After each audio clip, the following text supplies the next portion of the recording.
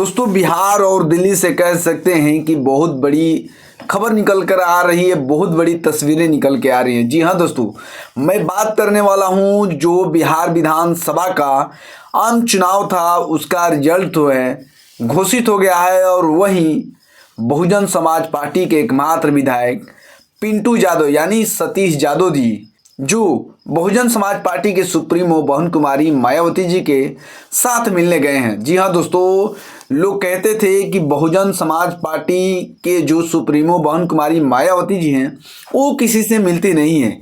लेकिन दोस्तों, जैसे ही बहुजन समाज पार्टी से बिहार के एकमात्र विधायक जैसे ही वो बने, जैसे ही वो घोषित हुए, तैसे ही उनको दिल्ली बुलावा आ गया और वो भेंट करने के लिए दिल्ली चले गए। वहाँ क्या बातें हुई, क्या बातें नहीं हुई, अभी तक ये बातें लीक नहीं हुई। लेकिन आपको दोस्तों बताते चलें कि दिल्ली में 6 दिसंबर के तैयारी को लेकर, यानी बाबा साहेब के महापरिनिर्वाण दिवस को लेकर तमाम तैयारियां चल रही है। जो ग्रेटर नोएडा में जो अंबेडकर पार्क है, वहीं पर महापरिनिर्वाण दिवस मनाने की जोरों की तैयारी चल रही है बहुजन समाज पार्टी के द्वारा।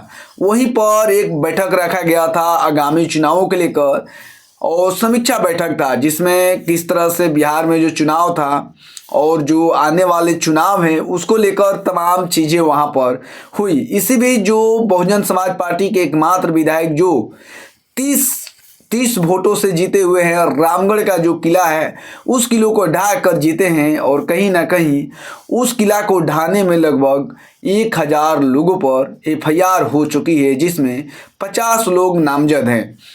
और उसी सिलसिला में वो बहन कुमारी मायावती जी के पास जाते हैं, भेंट करते हैं और ट्वीट करके लिखते हैं कि बहन कुमारी मायावती जी यानी बहुजनों की मान सम्मान स्वाभिमान की रक्षा करने वाली बहन कुमारी मायावती जी के साथ उनसे भेंट मुलाकात हुआ।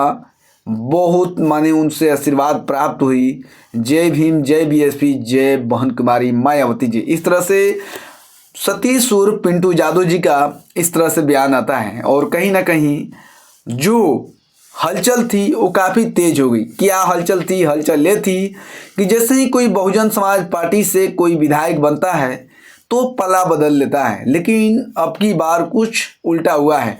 बहुजन समाज पार्टी पहले भी कही थी कि हम सत्ता के साथ हम रहेंगे, सत्ता में भागीदारी लेंगे, ऊपर से समर्थन नहीं देंगे। लेकिन अभी तक तो ऐसा नौबत नहीं आई है, लेकिन आ भी सकती है। इससे भी नकारा नहीं जग सकता है, कुछ भी यहाँ पर भी हो सकता है। लेकिन इसी सिलसिले में जो बहुजन समाज पार्टी के जो विधायक थे, बिहार से जो जीत कर गए थे विधानसभा में, उनको बहन जी ने बुला ली। और मीटिंग के वक्त ही सबके सामने जो अदर स्टेट से लोग गए थे उनके सामने ही उनको उनसे भेंट की, और वहीं गुलदस्ता सतीश यादव जी दिए। वहीं दूसरी तरफ एक दूसरी तस्वीरें बयां कर रही है कि बहुजन समाज पार्टी के जो राष्ट्रीय संयोजक हैं श्री आकाश आनंद जी, उनसे मुलाकात किए, उनसे भी बातें हुई। और कहीं ना कहीं बिहार के यादव समाज के भी एक नेता हैं, उनसे भी आकाश आनंद जी का मुलाकात हुआ। और कह दें कि बिहार की प्रदेश कमेटी भी बहन कुमारी मायावती जी से भेंट करने गई।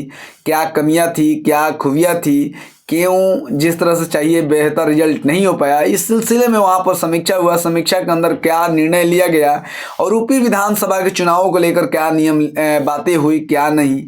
तो बाकी मेरे साथ अपडेट इतना ही। और ये मैं बता देना चाहता हूँ कि जो लोग कहते थे कि पिंटू यादव टिकेंगे नहीं, लेकिन दोस्तों ये स्पष्ट हो गया कि टिकेंगे भी लेकिन बिकेंगे नहीं।